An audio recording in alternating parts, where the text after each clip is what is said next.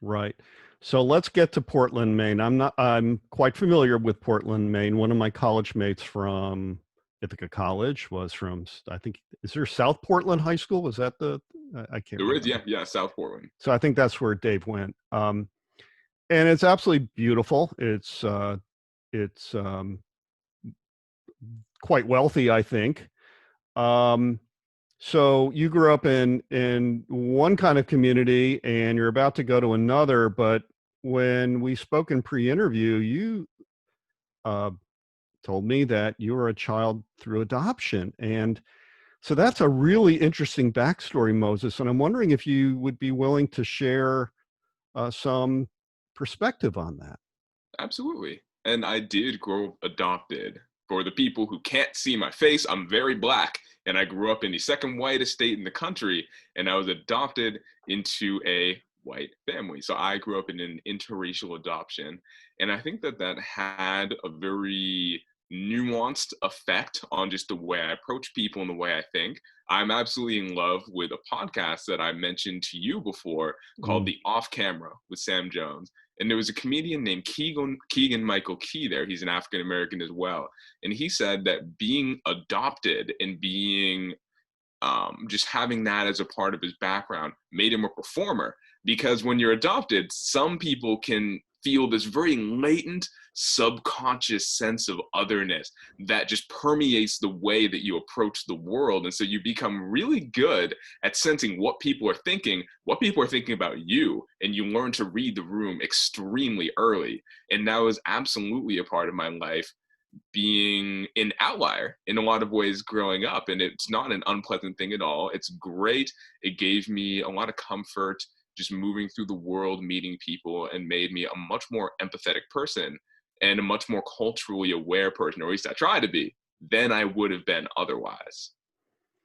So I mentioned to you, my daughter, we adopted her on the day she was born. And she's a white girl with blue eyes, and we went to Netherlands last year, and her genetic background is Dutch, and my wife and I were saying that could be Darren, that could be Darren.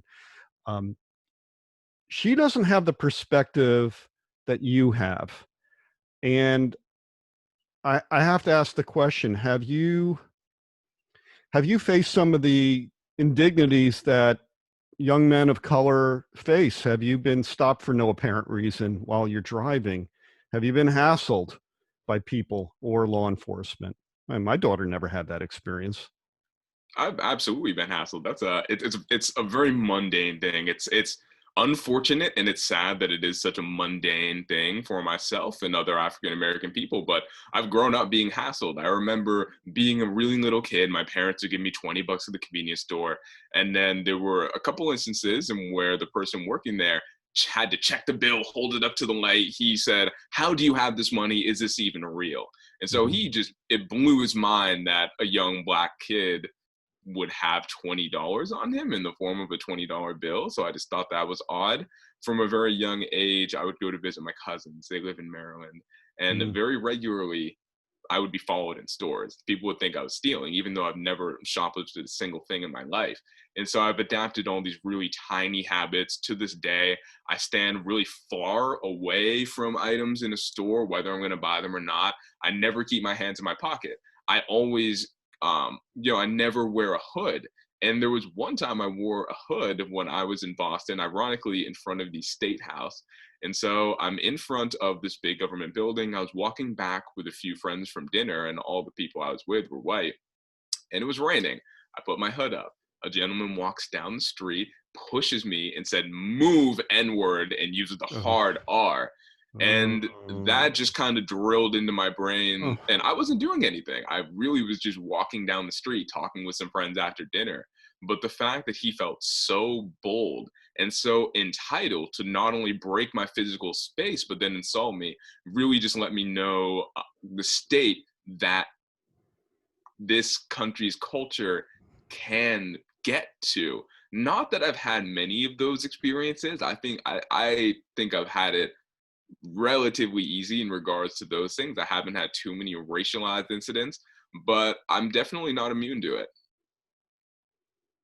How do you think it's going to affect how you do your job? And I don't mean from the standpoint that you're going to be especially cautious around people,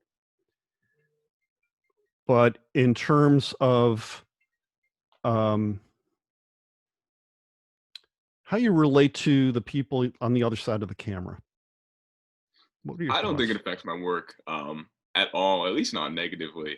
I think that one of the great things, again, is that I can be more empathetic and I can try to relate to people who have had other kind of difficulties in life or have faced other types of alienation or ostracization. And so, if anything, I can hopefully relate to more people when I talk to them and relate to them on a deeper level. And so, any of my experiences, again, I haven't had too many really egregious things happen to me. And so my background just serves to make me a better storyteller, a better conduit for these stories. So the more connection I can have with people, the better.